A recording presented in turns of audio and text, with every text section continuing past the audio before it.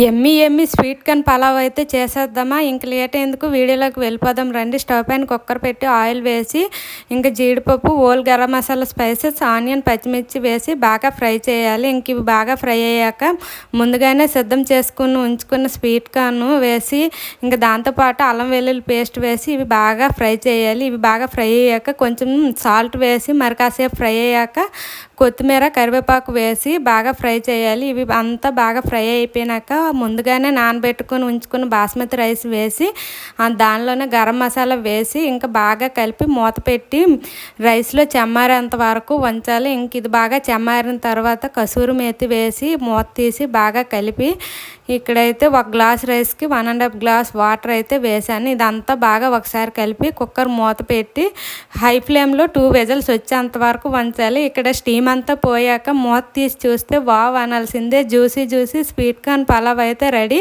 ఇక్కడ చూడండి ఎంత పొడి పొడిగా వచ్చిందో, సూపర్గా అయితే ఉంది. టేస్ట్ అయితే అసలు చెప్పనక్కర్లేదు. ఇక్కడైతే మేము చికెన్ కర్రీతో దీన్ని ఎంజాయ్ చేస్తూ తిన్నాం. మరి మీరు ఏ కర్రీతో ఎంజాయ్ చేసి తింటారు అనేది కామెంట్ చేయండి. ఇంక ఇక్కడ మధ్యాహ్నం బాగా తినేసి ఇంకొంచెం బయటకు వెళ్ళే పని ఉంటే మేమైతే బయటకు వెళ్ళాం. ఇంకైతే ఎక్కడికి వెళ్ళాం, ఏం చేసాం అనేది నెక్స్ట్ వీడియోలో చెప్తాను. ఇంకైతే మీరు అలా చూసి వెళ్ళిపోకుండా ఒక లైక్, సబ్స్క్రైబ్ చేసుకొని వెళ్ళొచ్చు కదా. అంతే ఈ వీడియో. Bye bye.